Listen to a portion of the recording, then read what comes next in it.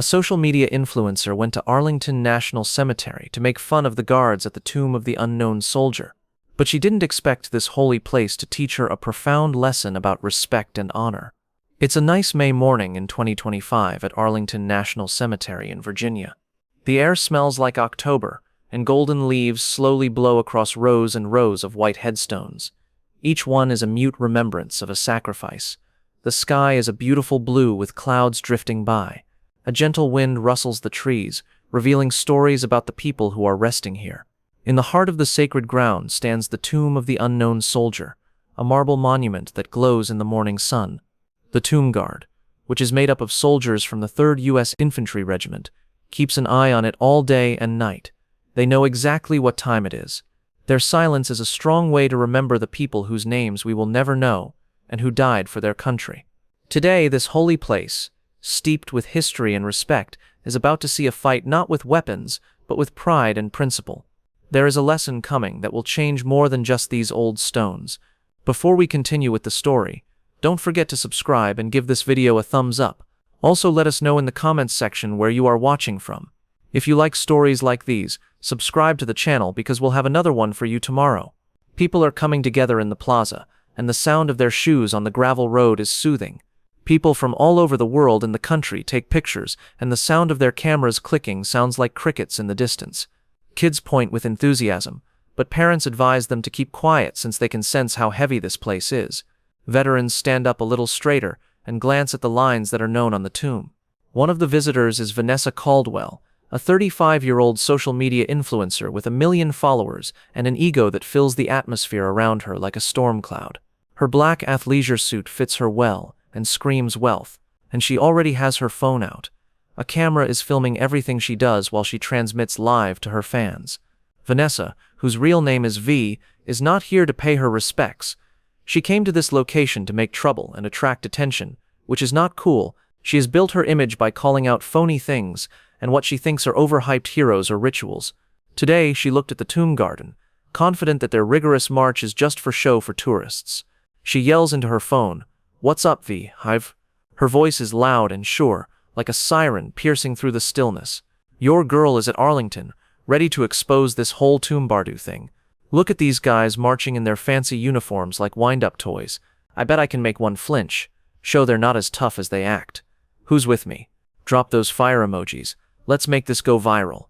Her words fell on the crowd like a stone in still water, making everybody feel apprehensive. A family nearby pauses, and their features suggest that they are both interested and worried. Tom Harper, a 42-year-old former Marine with a calm strength etched into his weathered face, stands with his 12-year-old daughter Lily. She is wide-eyed and holding a small American flag with frayed edges from being taken on school field trips. Tom's hair is becoming gray, but it's concealed under a baseball cap that looks old. He wears a Marine Corps pin on his jacket to remember his experience in Iraq. He hears Vanessa's insults and his eyes narrow. His jaw hardens with wrath that he knows well. "Dad, why is she being so loud?" Lily asks in a soft, questioning voice. "This place is so unique, isn't it?" Tom's voice is deep and steady, like someone who has been through a lot to get their freedom. "It's more than special, Lily. This is where we remember the heroes who never came home. Soldiers who gave everything so we could be free. Some people just don't get it. They think it's all a show." Maria Gonzalez, a 30-year-old school teacher from Chicago, hears what Vanessa says and frowns a few steps away. She is on a field trip with her students, and her dark eyes flash with anger as she whispers to a coworker. Who does she think she is talking like that here? Kevin, a young man who works with her, agrees and says, "This isn't a theme park." He is looking at Vanessa. He says to himself, "Some people need to learn the hard way." Michael Torres, or Mike, is a sentinel who is getting ready for his job across the plaza. Mike is 28 years old and has fought in wars before. He went to Syria twice, where he was ambushed and hit by IEDs that left scars that are both evident and hidden. He now has the silver Tomb Guard badge on his chest, which is a very rare award. He has dark eyes that are very intense, and he walks with purpose. Every step demonstrates how hard he worked to get over the darkest periods. Mike doesn't see guarding the tomb as work. It's a promise to the deceased that their sacrifice will never be forgotten. People stop talking when the ceremony starts. Mike goes outdoors with his M14 gun perfectly balanced on his shoulder. His navy blue clothes are spotless, his white gloves are clean, and his boots glisten like polished obsidian. 21 steps, a pause, and a turn. Every movement is a ceremony of respect for those who have perished. The crowd stands still, phones down, and holds their breath as they watch. Vanessa, on the other hand, merely sees a potential to get more people to know about her brand and become viral. She pushes by a throng of people who are staring at her and whispering complaints, not caring about them. She holds her phone up high and moves closer to the area that is off-limits. "Look at this beehive," she says, her voice firm and grinning. "He's acting all serious, but I bet he's just wearing a costume. Let's see how tough he really is. If I get 500 likes, I'll get right up in his face. Let's make this go viral." Maria Gonzalez shakes her head and puts her arms across her chest.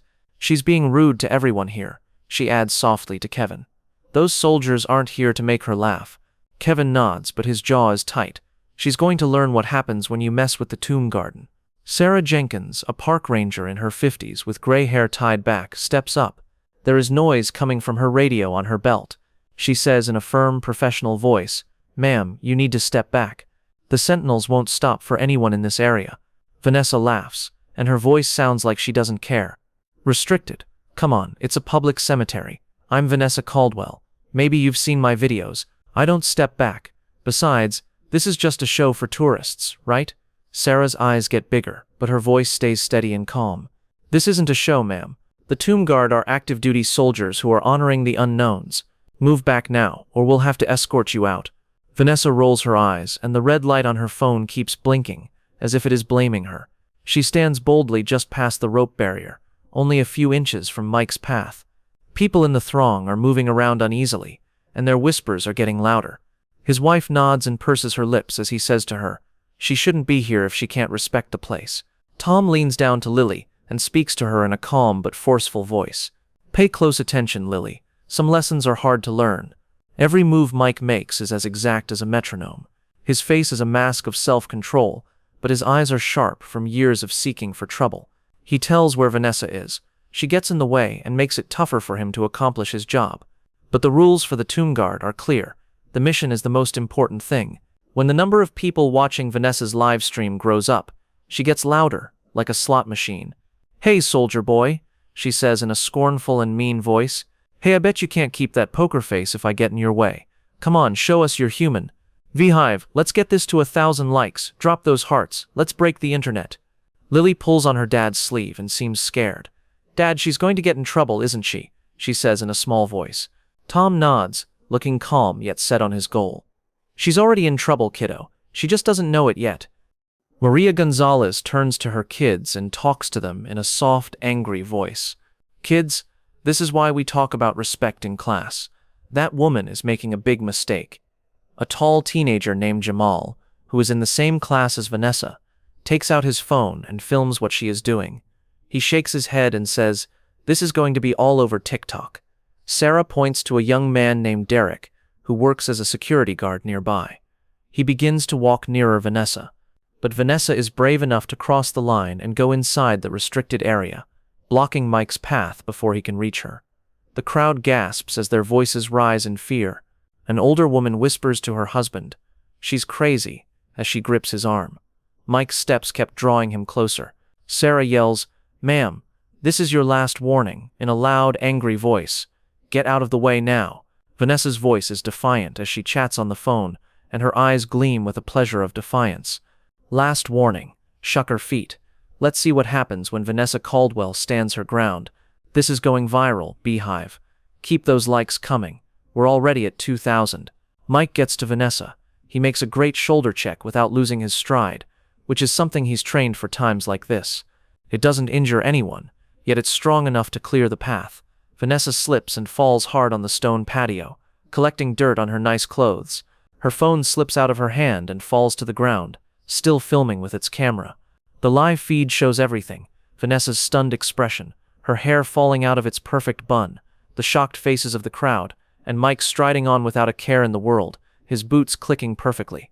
Vanessa stands up swiftly, her face red with anger and her breath coming in short spurts. "He pushed me," she screams, as her voice resonates around the square. "That thug hurt me. I'm Vanessa Caldwell. I'll get him fired for this. I'll shut down this whole place. After 21 steps, Mike pauses, turns, and looks at the tomb. His posture is flawless, his attention is complete, and his discipline is so strong that Vanessa's tantrum can't shatter it. Vanessa still has more to accomplish. She takes up her phone from the ground, shakes herself off, and stalks towards Sarah, her heels clicking loudly on the stone. She yells and points at Sarah. "You saw that?" Her voice is angry and high-pitched. "He hit me. I want to know his name, rank, and everything else. My lawyers are going to take over this place and tear it apart." Sarah stands her ground, her face calm but forceful. She says in a calm manner, "Ma'am, you were told many times. You chose to stand there. The sentinels have the right to clear their path." Vanessa's scream rises higher and higher, and she swings her phone about like a weapon. "Obstacles. I'm an American who pays taxes. This isn't a military base, it's a tourist spot. That guy is just a fancy mall cop." The whispers in the audience grew louder, a mix of disbelief and anger. When the Vietnam veteran speaks, he shakes his head and talks in a gruff voice. He murmurs under his breath, "She has no shame." His wife nods and her eyes go smaller. Maria Gonzalez speaks to her students in a strong voice. "This is what happens when you don't respect a place like this," she says. "That soldier is doing his job, and she's acting like a fool. Yo, she's trending for all the wrong reasons now," Jamal whispers to his friend while he is still recording. Tom Harper stands up, and the Marine Corps pin on his jacket flashes. It sounds like he knows a lot, even if his voice is low. "Ma'am, that mall cop is a soldier who's probably seen more combat than you can imagine," he says in a firm, steady voice. "This tomb is for people who have died. You shouldn't be standing here complaining about your brand. Show some respect or leave." A few people clap, and the audience whispers in agreement. The sound of their applause can be heard in the morning air. Vanessa's eyes are full of hatred as she turns on Tom. "Respect?" she snaps, her voice full of sarcasm. "Why? A guy walking in circles like a robot? I've got 1 million followers who will love this. Just wait until they see soldier attacks influencer. That's the headline, buddy. It's going to be the most popular thing in the world." Lily moves onward.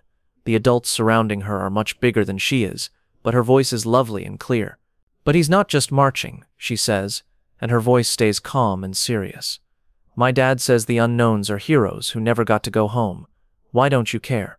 Vanessa stops in her tracks because Lily's simple question catches her off guard. The people in the throng stop talking and look at her, expecting for her to say something. Vanessa's swagger falters for a second. She opens her mouth as if to speak, but she stands her ground, her voice shrill and defensive. "Kid, I care about real things like my brand, my platform, and my truth. This is just a show for tourists. You'll understand when you're older." The crowd boos softly, and you can see they're not happy. A college girl shakes her head and says to her friend, "She's making a fool of herself." 2 police officers from Arlington arrive, their boots heavy on the stone. Officer Emily Chen, a woman in her 30s with piercing eyes, walks up with a notebook. Mark Evans, an experienced officer with a wrinkled face, stands next to her with his arms crossed. "Ma'am, I'm Officer Chen," Emily says in a calm, professional voice. "We have a lot of people who saw you ignore warnings and block a sentinel. Can you explain?" Vanessa yells and waves her arms around, and her words flow out. "Explain. I was attacked. That soldier threw me to the ground.